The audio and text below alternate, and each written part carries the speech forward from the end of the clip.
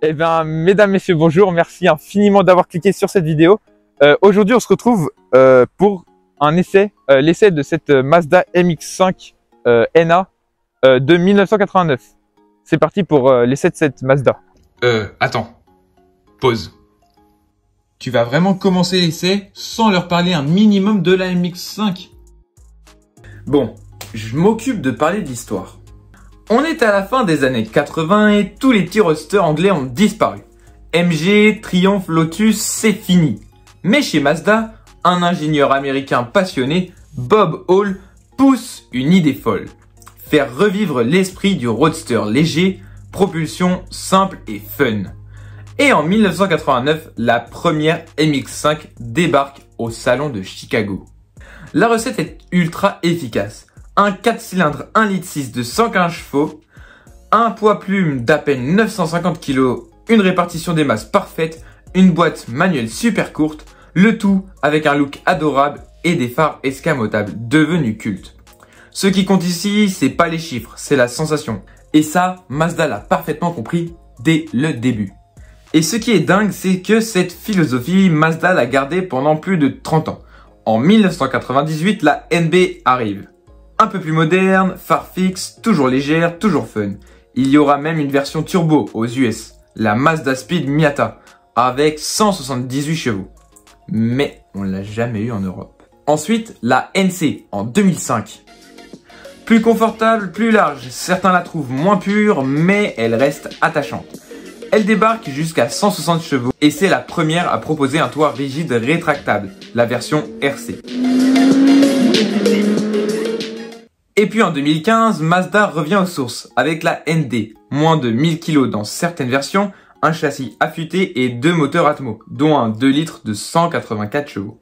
Elle prouve que le plaisir pur peut exister sans turbo, sans assistance, sans artifice. Aujourd'hui, la MX-5, c'est plus d'1 million d'exemplaires vendus, un record mondial pour un roadster. C'est la voiture qui a redonné le sourire à des millions de conducteurs, et franchement, quand on est au volant de cette NA, on comprend pourquoi. Ok, c'est bon, je peux reprendre? Attends, non, encore quelque chose. Cette vidéo est sponsorisée par Energix. C'est la meilleure marque de boisson énergisante. Moins de sucre, mais plus de vitamines pour un maximum d'énergie. Voilà, c'est la philosophie d'Energix. En plus, vous pouvez retrouver un maximum de goût. Il y en a forcément un qui va vous plaire. Parmi ceux-là, vous pouvez retrouver Original, Mojito, Fruits du Dragon ou encore Baie Sauvage et Tropical. Et en ce moment, avec le code Léo20 qui s'affiche juste ici, vous avez 20% de réduction sur tout le site Energix. Et vous savez quoi? C'est le premier lien dans la description. Donc, merci à Energix d'avoir sponsorisé cette vidéo. Je vous invite à commander avec le lien et mon code de réduction. Ça me soutient énormément et c'est parti pour... Là pour le coup, on va vraiment essayer la voiture. C'est parti. Bon, j'avoue, c'est pas mal. Bon, maintenant, c'est parti, on va commencer. Et je vais commencer par vous faire le tour de la voiture.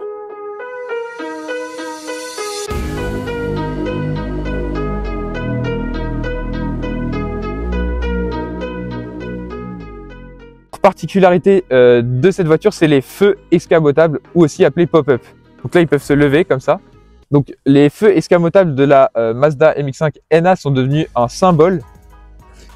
En plus de leur style adorable, il est possible de les faire saluer manuellement avec un système de boutons à l'intérieur.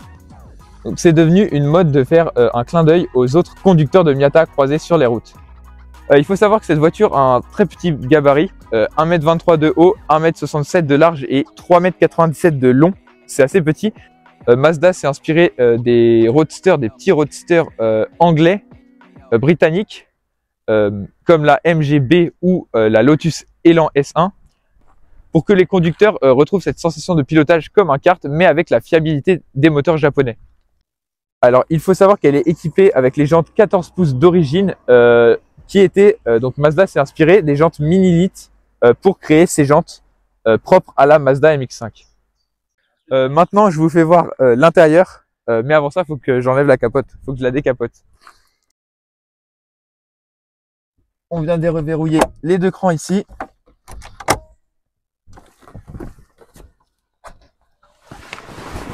Parfait. Hop. On a un intérieur qui est assez simple, mais qui est assez intuitif, parce qu'on a des commandes simples. On a les boutons des feux, comme ça pour les feux ici, comme je vous ai montré juste avant. On a un levier qui est assez simple et qui est vraiment dans l'angle de vue, qui est assez sympathique. Donc on est très bien installé parce qu'on est, on a une bonne vue. On n'est pas trop bas non plus. On est assez bien installé parce qu'on a des sièges qui sont donc derrière c'est en cuir sur piqûre blanche et devant c'est en simili. Donc c'est assez confortable, assez moelleux. Comme je vous l'ai dit, voilà la vue qu'on a quand on conduit. Donc on voit le levier, on voit les commandes qu'il nous faut ici. Donc le volant Momo avec les commandes simples qu'il y a. Maintenant la partie qui va vous intéresser le plus, le moteur. Alors pour l'ouvrir, bah, comme sur à peu près toutes les voitures, c'est ici. Encore faut-il que... Ah yes, faut que je tire. Voilà. C'est parti pour le moteur. Donc ici, juste là.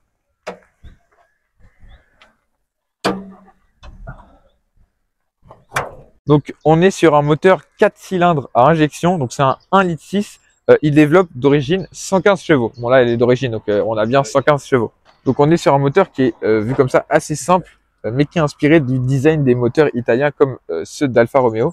Si vous cherchiez où se trouve la batterie, eh bien je vais vous faire voir, elle se trouve là-bas dans le coffre. Je vais vous faire voir tout ça maintenant. Et donc la batterie, elle est cachée ici. Voilà. C'est vrai, elle est bien cachée. Hop. Je vais rentrer dans la voiture. Hop. Et la recapoter. C'est parti. Hop, voilà. Il y a les clips ici à remettre. Hop. Et on est parti pour l'essai. Et ben maintenant on va la démarrer, c'est parti.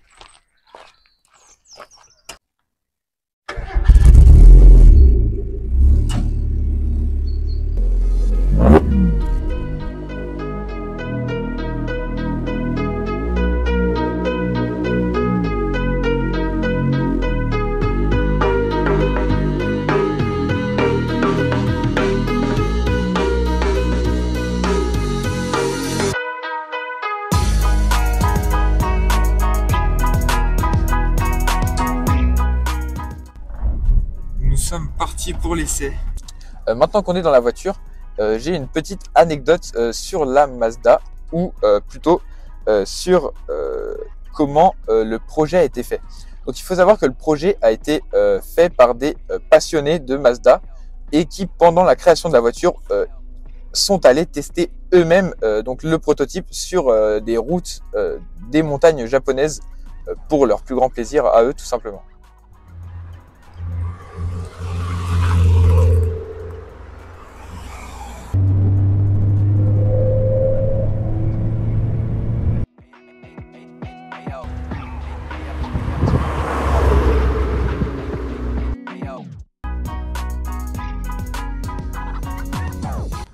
Alors j'ai encore une anecdote à vous raconter. Même si elle est japonaise, le nom Miyata vient de l'allemand Miet. Miet, ça s'écrit là, comme ça. En allemand, Miet, ça veut dire récompense. Et il n'y a que aux États-Unis initialement qu'elle s'appelait la Miyata, parce que ailleurs, ça s'appelait tout simplement MX5 tout court ou Enos Roadster.